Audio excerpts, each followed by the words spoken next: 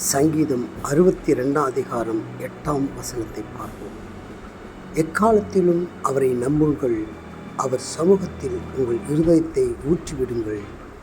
தேவன் நமக்கு அடைக்கலமாக இருக்கிறார் என்று வேதம் சொல்கிறது.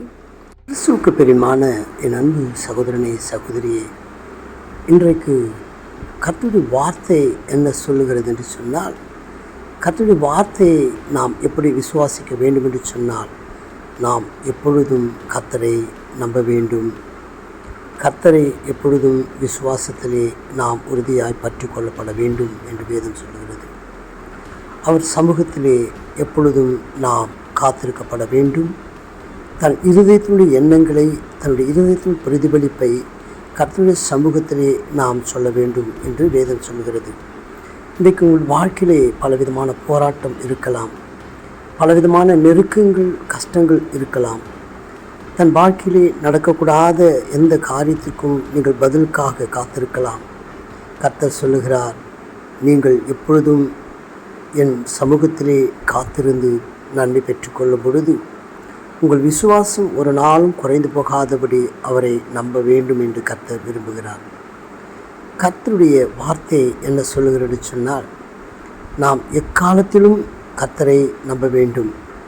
வாழ்க்கையிலே கஷ்டங்கள் வந்தாலும், துயரங்கள் வந்தாலும், வாழ்க்கையிலே கசப்புகள், தோல்விகள் வந்தாலும் கர்த்தர் நமக்கு நன்மை செய்வார் என்ற விசுவாசம் நமக்குள் காணப்பட வேண்டும்.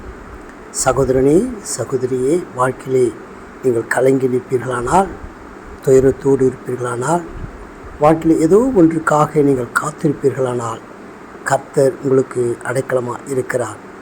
கர்த்தர் உங்களுக்கு பாதுகாப்பாக இருக்கிறார். நீங்கள் நினைப்பதை கர்த்தர் நிறைவேற்ற வல்லவராக இருக்கிறார். இன்றைக்கு கர்த்தர் சொல்கிறார், அவர் சமூகத்திலே உங்கள் இருதயத்தை ஊற்றிவிடுங்கள். கர்த்தருடைய சமூகத்திலே தன்னுடைய உள்ளத்தில் இருக்கிற வாஞ்சியை நாம் சொல்லப்பட வேண்டும். அதை கர்த்தர் விரும்புகிறார். இன்றைக்கு கர்த்தர் நமக்கு அடைக்கலமாயிருந்து எந்த சூழ்நிலையிலே நீங்கள் விழுந்து போகாதபடியும், நீங்கள் விழுந்து தள்ளப்படாதபடியும் கர்த்தருடைய கரம் உங்களை தூக்கி நிற்க செய்து உங்களை பாதுகாத்து கொள்ளும்.